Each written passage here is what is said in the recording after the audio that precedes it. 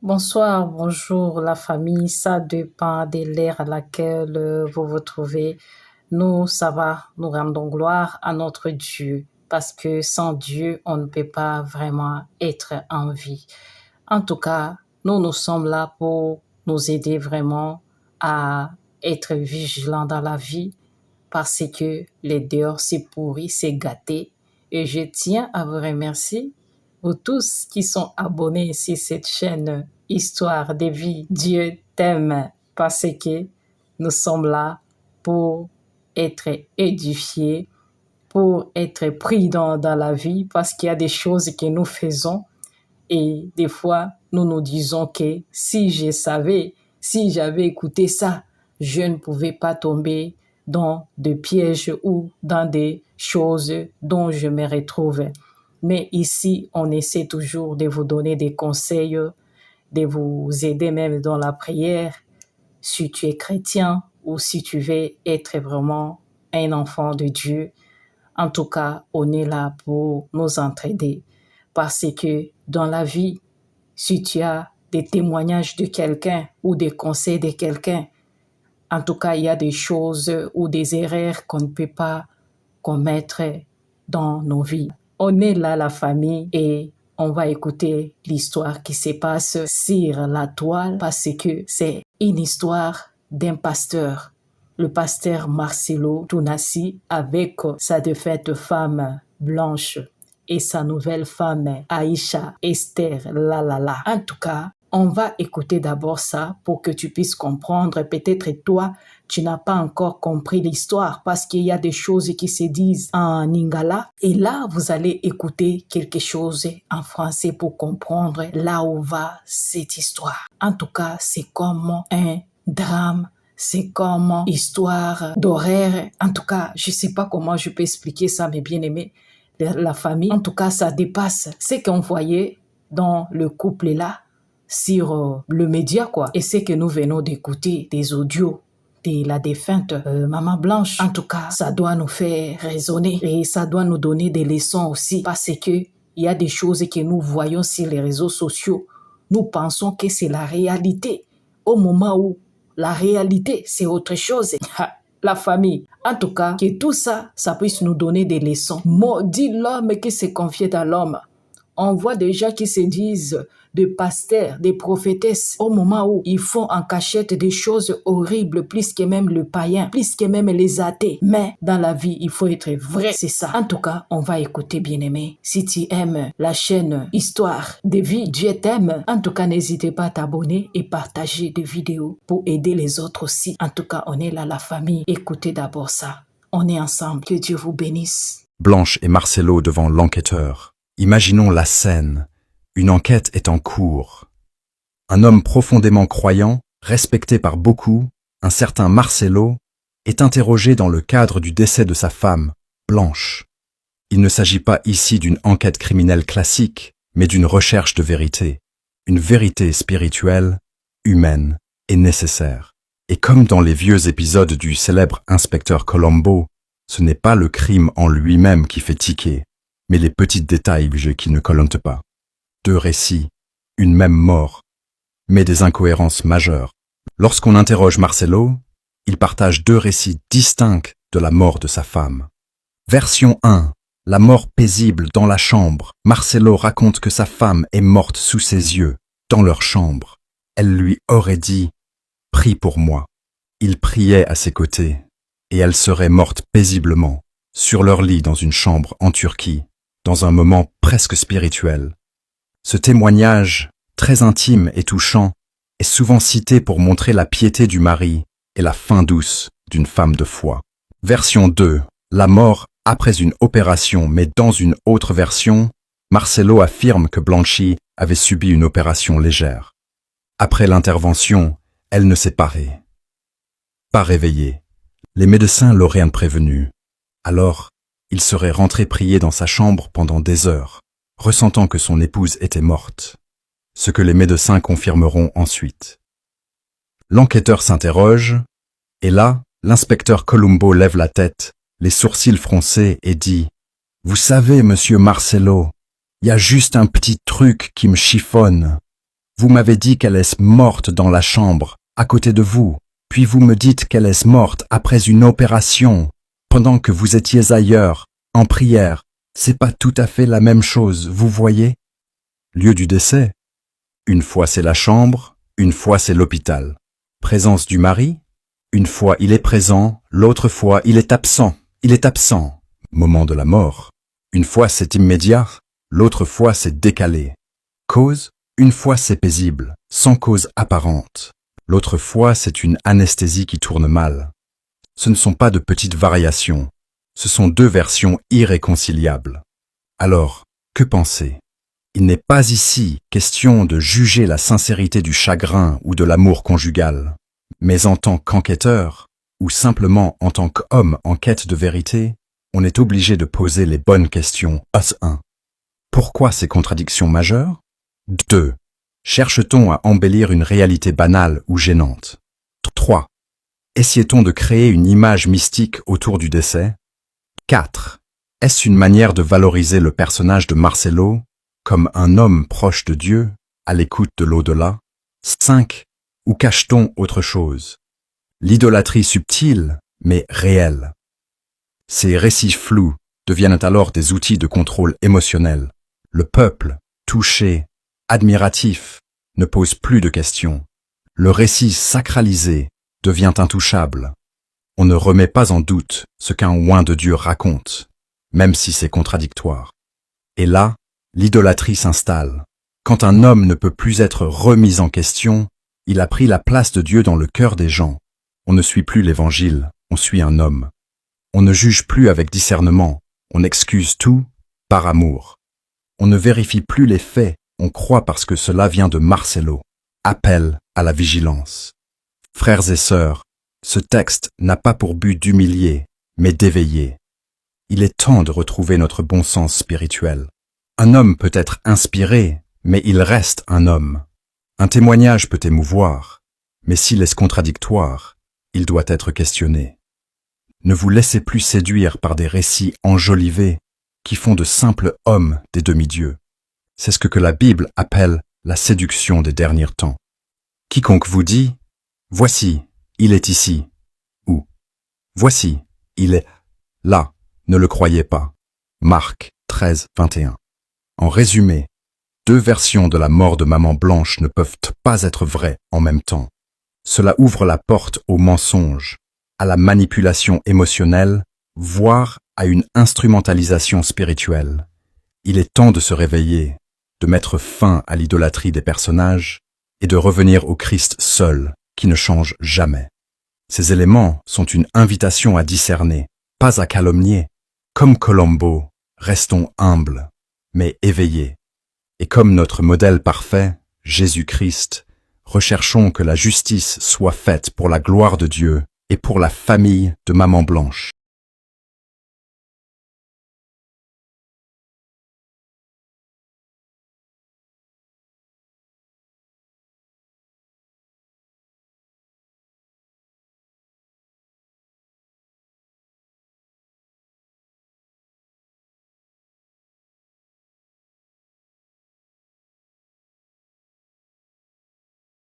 Blanche et Marcelo, l'enquête, partie 2.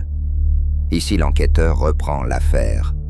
Entre anesthésie, mort naturelle et médecin fantôme. Dans la première enquête, nous avions soulevé deux versions contradictoires sur les circonstances de la mort de Maman Blanche, l'épouse de Marcelo.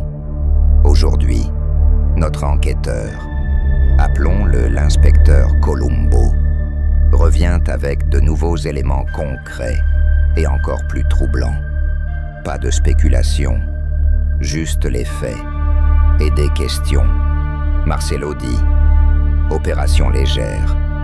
Elle ne se réveille pas. Dans plusieurs de ses allocutions publiques, Marcelo déclare que son épouse a subi une opération chirurgicale légère et que c'est suite à cette opération qu'elle ne s'est jamais réveillée. Il précise même qu'il se trouvait au 7e étage, dans sa chambre, pendant que son épouse était en opération au 2e étage, dans le bloc opératoire. Jusque-là, Tout semble cohérent, jusqu'à ce que Colombo soulève 2 détails qui ne collent pas du tout. L'acte de décès dit « cause naturelle ». Un acte de décès envoyé par Marcelo, via WhatsApp à la famille de son épouse, indique que la mort est de cause naturelle. Mais là, l'inspecteur Colombo fronce les sourcils. Si elle est morte après une opération, à cause de l'anesthésie ou d'un problème lié à la chirurgie, comment peut-on parler de mort naturelle? Une mort naturelle, c'est une mort due à une cause biologique non provoquée. Maladie avancée, vieillesse, arrêt cardiaque spontané, mais pas une intervention médicale. Dès qu'une opération est en jeu, la mort devient médico-chirurgicale, ou accidentelle, ou liée à une complication post-opératoire, mais jamais naturelle. Colombo, il y a juste un petit truc qui me chiffonne. Si elle est morte à cause d'une opération, alors pourquoi l'acte de décès dit que c'est naturel? Le docteur mentionné sur l'acte est inconnu. Deuxième point très étrange. Le nom du médecin indiqué sur l'acte de décès est inconnu de l'hôpital, où Marcelo dit que l'opération a eu lieu. Les informations récoltées indiquent que l'hôpital ne connaît pas ce médecin. Une information de dernière minute qui vient de tomber révèle que le médecin cité sur le certificat de décès n'est pas un médecin, mais un anesthésiste, et qu'il aurait quitté l'hôpital depuis le mois de juin 2024. L'hôpital n'a aucune trace d'une opération chirurgicale prévue pour Blanche ce jour-là. Aucun élément ne confirme que cette opération a été planifiée officiellement. Colombo s'arrête, remet son impair, regarde le dossier et dit calmement « Vous savez, moi je suis qu'un flic à l'ancienne, mais un médecin fantôme dans un hôpital qui n'a pas enregistré d'opération, c'est pas banal, et ça sent pas bon. » Conclusion provisoire de l'inspecteur. Voici ce que l'enquêteur constate. Marcelo affirme qu'elle est morte après une opération légère. L'acte de décès dit que la mort est naturelle, ce qui est incompatible. Le médecin déclaré est inconnu de l'hôpital. L'hôpital n'a pas enregistré d'opération. Alors, où est la vérité? Pourquoi c'est important? Ce n'est pas une curiosité malsaine. Ce n'est pas un manque de compassion. C'est un appel au discernement spirituel et à l'honnêteté. Quand des témoignages publics sont partagés par des figures religieuses, ils deviennent des récits d'autorité, influençant la foi de milliers de personnes. Et quand ces récits sont troublants ou contradictoires, les croyants ont le droit et le devoir biblique de poser des questions. Rappel biblique. Éprouvez les esprits pour savoir s'ils sont de Dieu. 1 Jean 4:1. Examinez toutes choses, retenez ce qui est bon. 1 Thessaloniciens 5:21. Ne jugez pas selon l'apparence, mais jugez selon la justice. Jean 7:24. L'heure c'est grave aussi. On ne peut plus poser de questions sans être traité d'ennemi.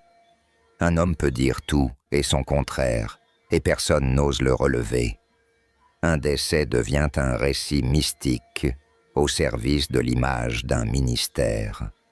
Le peuple de Dieu s'attache plus à l'homme qu'à la vérité. Poser des questions, ce n'est pas attaquer, c'est rechercher la vérité et protéger les âmes. Blanche et Marcelo, enquête 3. Contrôle médical ou opération de ligature. Pourquoi 2 versions différentes ont-elles été données à la famille de Blanche? Le diable est dans les détails, mais la vérité aussi.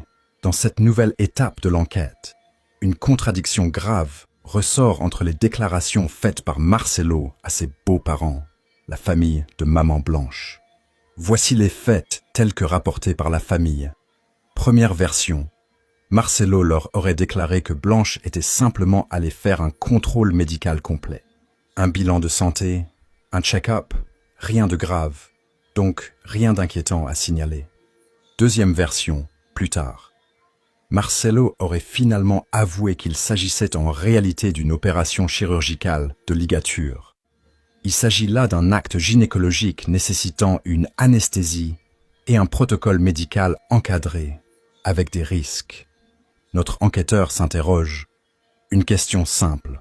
Pourquoi deux versions aussi différentes? Une opération chirurgicale, même légère, n'est pas un bilan médical. Le contrôle médical n'explique pas un décès inattendu. Une opération sous anesthésie, oui, potentiellement. Si tout est clair, pourquoi dire une chose un jour et une autre le lendemain? Ce flou alimente le doute, même chez les plus bienveillants. Quand une ex-épouse décède brutalement, la famille mérite la vérité entière, pas des versions variables, une démarche de justice, pas de haine. Certains diront, ce n'est pas notre affaire, laissons Dieu juger. Mais quand des proches souffrent, quand des versions se contredisent, quand un deuil est troublé par le silence et la confusion, il est juste et biblique de chercher la vérité. Ouvre ta bouche pour défendre celui qui est sans défense, pour faire justice aux malheureux et aux pauvres. Proverbe 31, suite. Vous connaîtrez la vérité, et la vérité vous affranchira. Jean 8, 32. Ce que cette enquête révèle. Une incohérence sérieuse dans les récits de Marcelo. Une nécessité d'honnêteté, pour la mémoire de Maman Blanche et la paix de ses proches. Un appel à l'amour de la vérité, même si cela dérange. Blanche et Marcelo. L'enquête 4. Signature, identité, silence. Des questions qui dérangent. Un document qui devrait apaiser les esprits, mais qui soulève l'alerte. Dans toute affaire de décès hospitalier, surtout lorsqu'il s'agit d'une opération, le document clé censé établir la vérité, c'est l'acte de décès. Mais celui de Blanche Candolo, épouse Tunassi, semble poser plus de questions qu'il n'apporte de réponses. Voici ce que l'on découvre. 1. L'anesthésiste signe l'acte de décès. Selon les directives du ministère turc de la Santé, seul le médecin en charge ou le médecin chef de service est autorisé à signer l'acte de décès en milieu hospitalier. Or ici c'est l'anesthésiste, Dr Samra Ouloudemir, qui signe. Pourquoi l'anesthésiste? Était-elle la dernière à avoir vu la patiente vivante? Était-ce en salle de réveil? Si oui, pourquoi ne pas l'indiquer clairement? Un doute sérieux plane sur la régularité de cette procédure. 2. Blanche Candolo ou Blanche Tunassi. Sur le certificat, seul le nom de jeune fille apparaît, Candolo. Mais la loi turque, comme dans beaucoup de pays, permet ou impose de mentionner le nom marital, surtout si l'identité du conjoint s'est connue, et qu'il est celui qui a admis l'épouse à l'hôpital. Pourquoi cette omission? Cela aurait-il pour effet de minimiser ou annuler certains droits familiaux ou successoraux? Une volonté de créer un flou juridique? 3. Parents.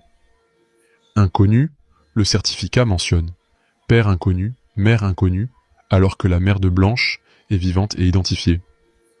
Est-ce une erreur d'enregistrement? Ou un choix délibéré pour effacer des liens familiaux? Comment une femme adulte, hospitalisée dans une clinique privée avec des papiers valides, se retrouve-t-elle déclarée comme sans passé, sans famille, sans lien?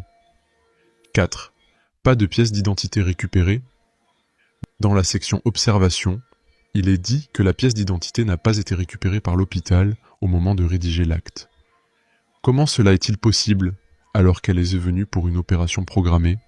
Quel hôpital sérieux pratique une anesthésie sans confirmer l'identité complète de la patiente? 5. Déclarant révèle un ami. Ce n'est pas le mari, Marcelo Tunassi, qui déclare officiellement le décès, mais un ami nommé Sela Lakyuz. Pourquoi ce choix? Est-ce courant en Turquie qu'un ami se substitue à l'époux pour une telle démarche? Cela a-t-il été fait avec ou sans consentement de la famille? 6. Décès le 11 juin, mais acte signé le 12 juin. Et j'étais mentionné que le décès est survenu le 11 juin à 23h45, mais l'acte est signé le 12 juin. Cela peut paraître normal administrativement. sauf si entre-temps il y a eu désaccord ou falsification. Le mari a-t-il été informé immédiatement ou seulement après coup? En résumé, cet acte de décès, censé clore un chapitre avec dignité, semble ouvrir un véritable dossier d'incohérence, un signataire inattendu, une identité partiellement effacée, une famille niée, une procédure opaque et un silence pesant. Pour la mémoire de Maman Blanche et le respect et l'honneur de sa famille, il ne s'agit pas d'accuser gratuitement, ni de condamner à la légère. Mais lorsque les faits ne collent pas et pas, lorsque les détails troublent, l'amour pour la vérité nous oblige à poser les bonnes questions. Justice ne signifie pas vengeance. Justice, c'est la lumière. Blanche et Marcelo. L'enquête. Partie 5. Silence après la tempête. Quand l'amour se tait, trop vite. Ma femme est un modèle, un ange, un exemple pour toutes les femmes. Ce sont là les mots passionnés d'un homme du vivant de son épouse. Mais à sa mort, silence. L'amour en parole et le vide dans les actes. Marcelo Tunasi parlait souvent, très souvent, de sa femme Blanche comme d'un joyau rare. Il la présentait comme un modèle de foi, de douceur et de sagesse. Mais lorsque cette épouse bien-aimée meurt subitement à la suite d'une intervention chirurgicale, aucune autopsie n'est demandée. Aucune plainte n'est déposée contre la clinique. Aucune demande d'enquête médicale. Aucune communication à la famille. Et pire, aucune assistance directe auprès des parents de Blanche après son décès.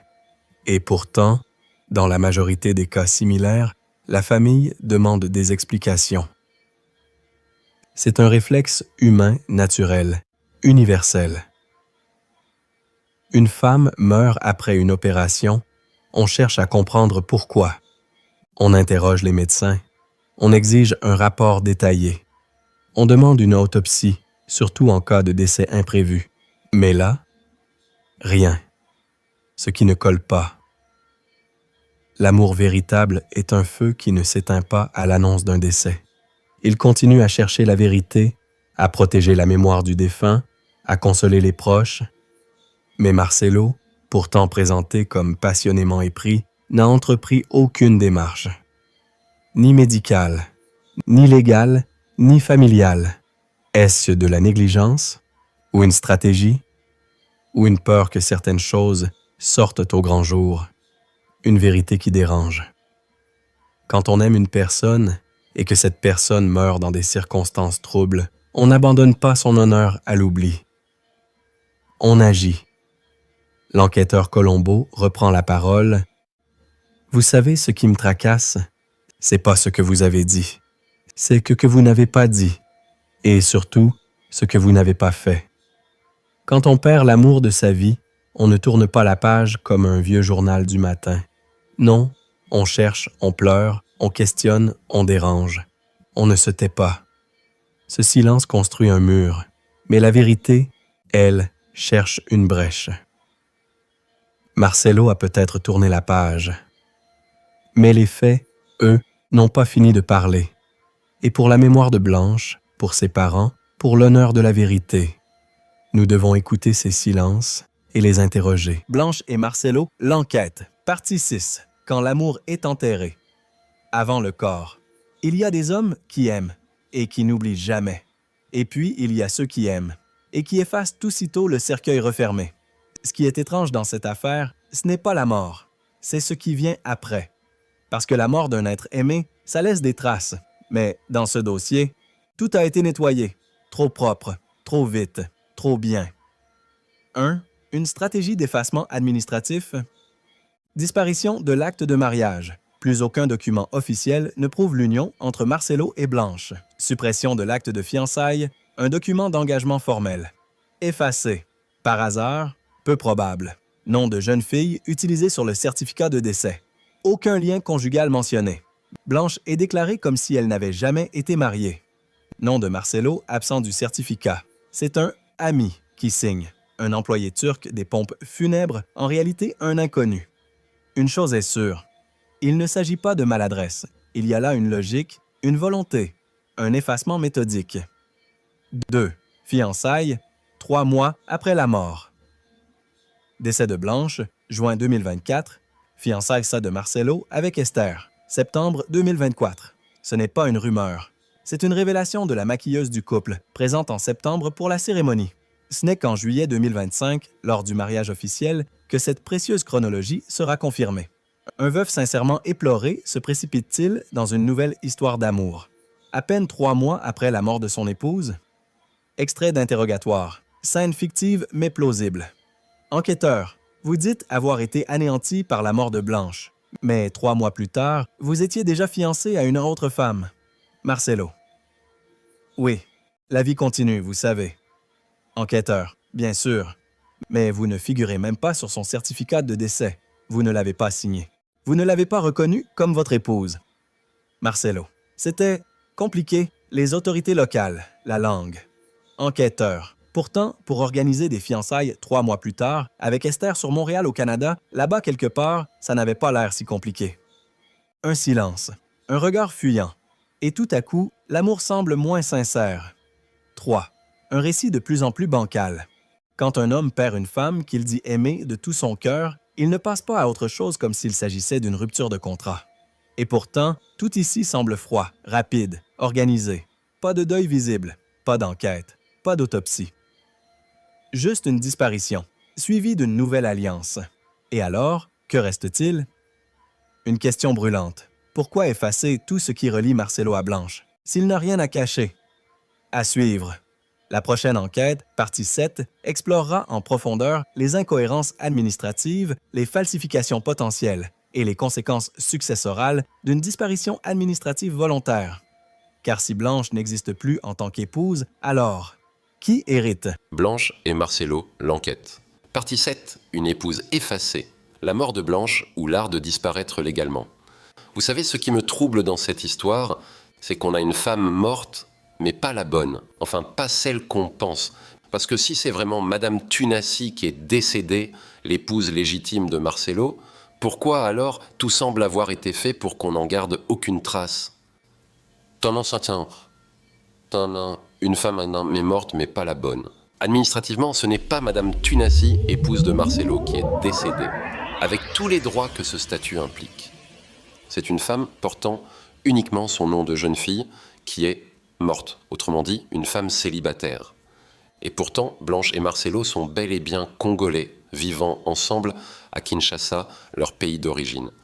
Ils n'étaient pas installés en Turquie, mais seulement en voyage depuis Kinshasa vers Istanbul, soi-disant pour une opération médicale pour Blanche. Même s'ils n'étaient pas installés en Turquie, mais seulement en voyage depuis Kinshasa, tous les éléments administratifs du décès ont été gérés en Turquie.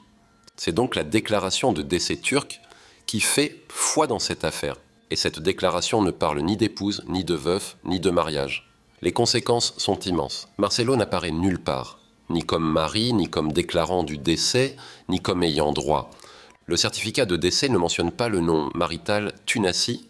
La signature du déclarant est attribuée à un certain ami, en réalité, un inconnu turc employé des pompes funèbres. L'acte de mariage et de fiançailles a disparu.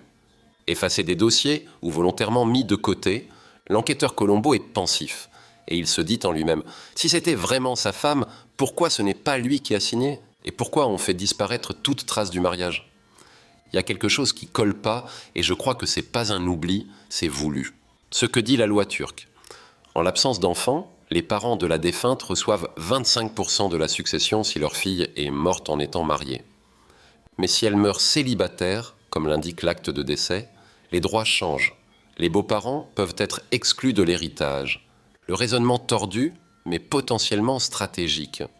Si l'on pousse la logique administrative jusqu'au bout, ce n'est pas Blanche Tunassi qui est morte. C'est Blanche, femme non mariée, sans époux déclaré. Donc Marcelo n'est pas veuf. Oui, vous entendez bien, Marcelo n'est pas veuf. Et s'il n'est pas veuf, il n'a aucune obligation d'héritage envers ses beaux-parents.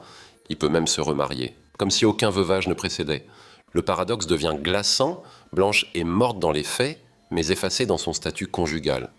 Marcelo est non veuf administrativement, donc libéré de ses devoirs successoraux. Tout cela sans avoir besoin de contester quoi que ce soit, il suffit de laisser le système croire que Blanche était seule, et d'agir ensuite comme si l'histoire avec elle n'avait jamais existé. L'inspecteur Colombo, ironique, se dit en lui-même « C'est pas mal joué. Enfin, pour quelqu'un qui veut disparaître légalement de la vie d'un autre. Mais une femme, c'est pas un dossier qu'on classe dans une armoire, surtout quand elle est morte dans l'hypothèse d'une polygamie administrative. Marcelo se retrouve ainsi dans une position juridiquement absurde, mais pratiquement exploitable. Une femme blanche meurt, mais n'est pas reconnue comme son épouse. Il se fiance 3 mois plus tard, puis se remarie officiellement en 2025 avec Esther. Aucune trace d'un état de veuf, aucune mention de Blanche comme épouse décédée. Résultat, sur les registres, c'est comme s'il n'avait jamais été marié. Un homme marié à une femme vivante et à une autre administrativement inconnue. Pourquoi c'est explosif? Pour la famille de Blanche, ils risquent de ne rien recevoir de la succession, alors que la loi leur reconnaît un droit. Pour la justice, si cette stratégie est prouvée intentionnelle, elle pourrait être qualifiée de fraude administrative, voire de fraude successorale. Pour la mémoire de Blanche, elle est littéralement effacée de l'histoire conjugale, comme si son mariage, son engagement, sa vie auprès de Marcelo n'avaient jamais existé. Colombo, en conclusion, se dit « c'est pas juste une histoire d'héritage ou de paperasse, c'est une femme qu'on enterre 2 fois, une fois dans la terre et une fois dans les dossiers. Et moi, ça, j'appelle pas ça une erreur, j'appelle ça un plan. Justice pour Blanche. »